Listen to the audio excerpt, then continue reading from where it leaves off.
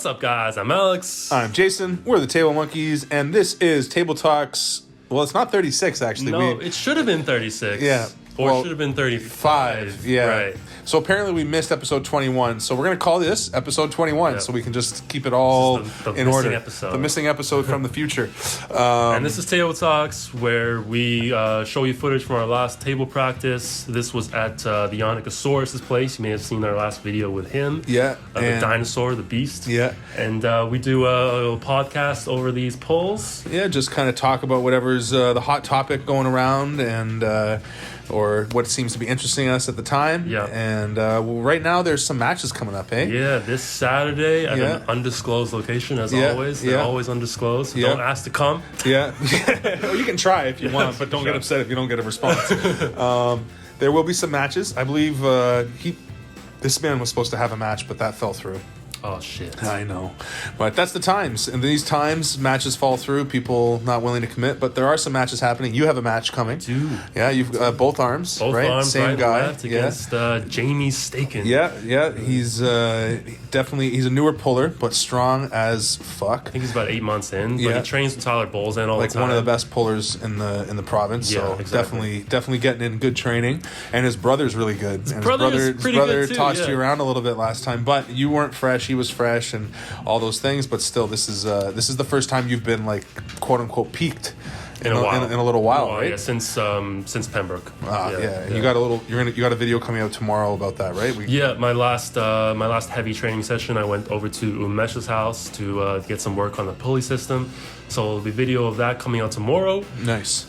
And other than that, well, there's a bunch of undercard matches. Yeah. A lot of matches from our guys in our club. Yeah, we got Derek Elshaw going up against Michael Hassos on right arm. Yeah, and he's going to take on Miguel on left. Right. Yeah. So the left is his better arm, and Miguel's worse arm, and Miguel kind of slapped him around on right. So now he's trying to. Miguel challenged him. So this isn't Derek calling Miguel. This is Miguel challenging him. So we'll see how Miguel's left is coming up, because Derek's left is good. It's definitely not shabby by any means. Derek's left is good, but Miguel's left is getting really good. Yeah, no, it's going to be a good match. And Derek obviously likes to talk shit. Yeah, didn't think that Miguel's left had anything to do with his or anything has anything for him. So as soon as Miguel heard that, he obviously took it personally, and now his sole mission is to destroy. I think Miguel knows how to do that. He knows how to take what he needs out of whatever anybody says personally, so that he can get fired up for the match. Like you can be as nice as you want to Miguel, and he'll find a way to get fired up and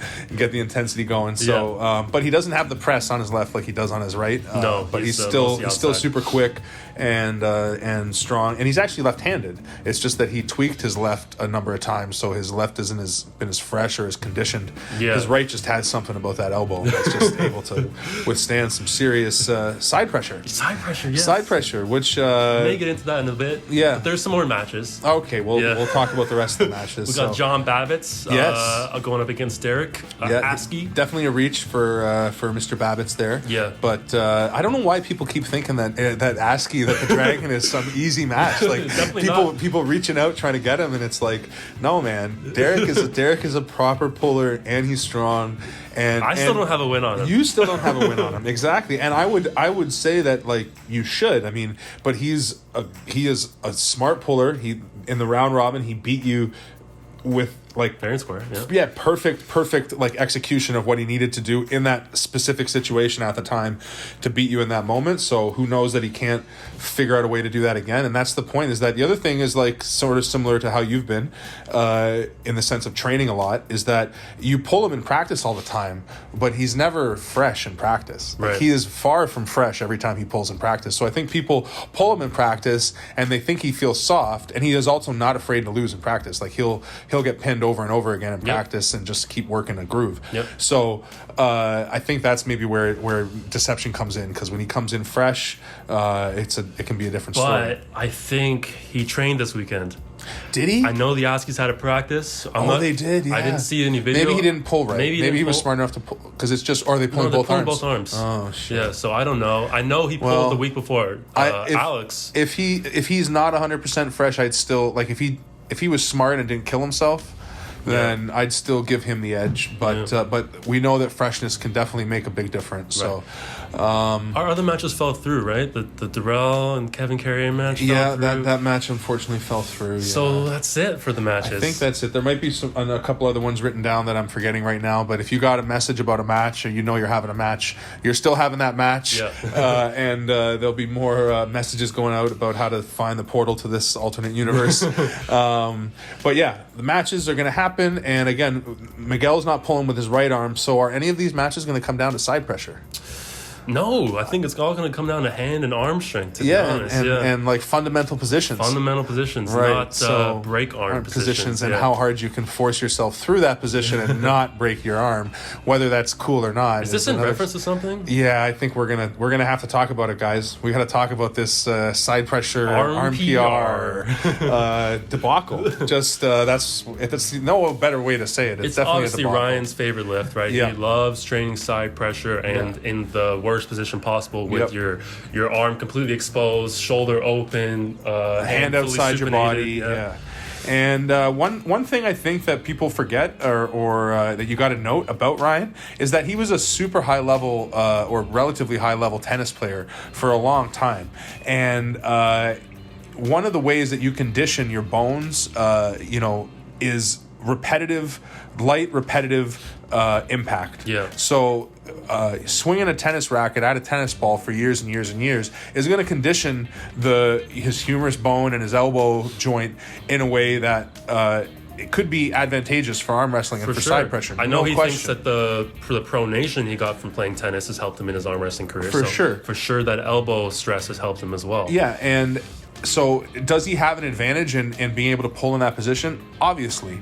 Does that mean that is a position that you should do for max effort or train heavy with max effort? Right. Would he be stronger if he had his shoulder behind it, his hand in a good position, cupped in? Yeah. For sure he's going to add 20 kilos to that lift. Yeah. If he has all the other muscles involved. Yeah. Right? He's intentionally putting himself in a weaker position where there's only one or two pressures involved. Yeah. And if something goes, it's snapping, right? Yeah. If there's no musculature. Or is that the point? That's kind of RVJ's point, is that none of the other fundamentals are strong enough to hold a good position, that they all just give out, and then he ends up only on his joint and on his humerus, and he's able to drive that way. And one of the things that you got to realize, and that I think everybody was trying to tell him, and this is in reference to Neil Pickup's the Fix podcast that he did with RVJ was there, and Ray and Jerry and Ryan, obviously, and I'm missing, and Paul Lynn, and they were all on there, and they're all telling Ryan, like, no, you don't do this. Jerry claims that he does something similar to it, but I think it's more like what we just said, more from a fundamental position and still just driving to the side. But when you're in that fundamental position, there's a lot of other things that are holding the weight. It's not just on the connective tissue. Right, yeah. Your hand will go, your shoulder will go, your arm will go.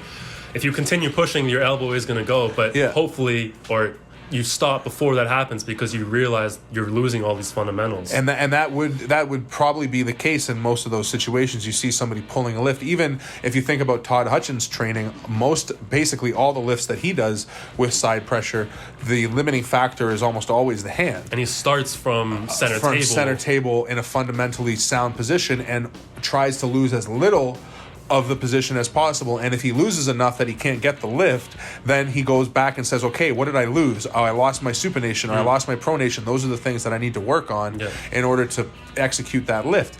And the point that of all this is that with the way that Ryan does the lift, and with the rules that they put forward with the arm PR lift, which is really where I think it became a problem. Like, okay, if you want people to test their side pressure, like there's some safer ways that we could do that as a 1RM, even though I still don't agree with that. But for the rules to be that your arm starts outside your body, you can't move your elbow along the pad, it has to pivot, and you have to start in a fully supinated position. It is literally like Rob RVJ said, it is literally a recipe for breaking your arm. And if your arm isn't conditioned, as Ryan's clearly is, then the point is that when you're lifting a weight with your arm, like, your brain tells you if it's too much, right? Yep. Like your tendons, what's that called? Do you know what that's called? It's like a reflex or something. Golgi tendon? Golgi tendon? Yeah, exactly. So explain that a bit, right? Like your brain basically tells your muscles to shut off. I'm not going to pretend to be an expert here, but yeah, there's a mind muscle connection or mind tendon connection that'll tell your body, hey, I can't hold this anymore, I'm going to let it go. Exactly. And in that situation, your muscle is pulling the tendon off the bone or pulling the tendon apart. So again, like you said, there's a mind-muscle connection, there's nerves, there's things that can relay messages to your body to protect you from over-pushing in that position. Right. But ligaments and bones, they're not attached to muscles, exactly. Yeah. So they don't have that sort of there's very little blood flow going to that area. And that's also why when you see arm breaks, they come out of nowhere and people don't see them coming because they have no warning to know that it's going to happen. Exactly. When you see a bicep tear, it's usually a guy in a horrible position and then he drives really hard in that horrible position, and or somebody drives on him in that horrible position and he doesn't have an opportunity to let go. Yeah. Do you know what I mean? Yeah. So and if you do get in that position, it's probably not the best idea to like max out in that one angle. You want to slowly adjust and get back into a fundamental position before you go for the pin. Yeah. Right? Todd Hutchings is an exception where he can just drive from a shitty position completely outside of his shoulder. But he doesn't do that against top-level guys. No, he doesn't do that in a top-level match. He does that in practices with guys that he can handle. And like you just said, in a lot of those matches where people don't drive, like they hold it as a defensive position, what they're usually doing, like if you think of Devin versus Taurus, he's on his elbow and he's waiting for Taurus's bicep to fatigue. He doesn't drive into Taurus's bicep and try to overpower Taurus's bicep with his elbow. He knows that his elbow is enough to hold Taurus there, and Taurus is weak in the position he's in. Yep. So he's waiting for his bicep to get tired. As his bicep gets tired, he pushes and gets his shoulder behind his hand to finish driving through. Right. He doesn't stay with his hand way outside his body and keep driving. And he's not trying to just drive by pivoting his elbow, he's moving his body as well, right? Exactly. He's using as much musculature and frame as he possibly can. Exactly. And the point that we're making with all this is that the way that the rules are set up for this arm PR is that the only limiting factor are either your elbow joint or your humerus bone. And people have no idea, especially inexperienced people have no idea how to gauge what that, like how close to their limit they are. Yep. Right? And as much as you put disclaimers on it and say don't do this lift, like that's like it's like the Tide Pod challenge. Like people are just gonna fucking do it. Dumb as it. We all know prohibition doesn't work, right? Yeah, exactly. Yeah, like have we learned nothing from this goddamn lockdown? Like that is just telling people that people are going to do it literally to break their arm. I guarantee you by the end of the week, somebody will have snapped their shit just to see if the video will go viral and just to see if Ryan will own up to it. You know? Because... we don't think that's a horrible idea to train side pressure, right? You can obviously train side pressure. You want that connective tissue strength. Yeah. But there are right and wrong ways to do it. Exactly. And we're going to have a video coming out this week going into more detail on giving you some exercises, some examples, and how to train it. Yeah. So we're not going to break it down too much in this. Yeah. But the basic idea is that it's an assistance exercise. Yes. It's not a compound movement. And your compound movements are multi-joint. What was the other word you used out there? Not unilateral, but bilateral. Bilateral movements. Like these are things where there's multiple factors involved, and there's kind of the same as an arm wrestling match. You want to have a losing lane in a good compound lift. You have like a way to a way out, like a losing way to fall. You know, that's not going to break your shit. Yeah, as long again in powerlifting, as long as you have the right safeties and shit in place, that you're not going to get squashed by the bar. But for the most part, you should be able to go through the movement to the back of the movement to the front of the movement without having to risk an injury. You know what I mean? So not a smart idea to do this lift as a max effort. Not a good idea to promote it to the arm wrestling community. People are going to do it no matter how many disclaimers you put on it, right? So, yeah, exactly. And though it like kudos to Ryan, and it is impressive that he can do it. I agree with what Rob said. Like he would gladly let him get in that position, because the point is that there aren't many options in that position, and the better fundamental position is almost always gonna win. Yeah, you know. So that's going to be the video. If you disagree with our opinion, let us know in the comments. Or if you agree, let us know in the comments. Yeah. Hit that like button, share, subscribe. All those things. And monkeys out.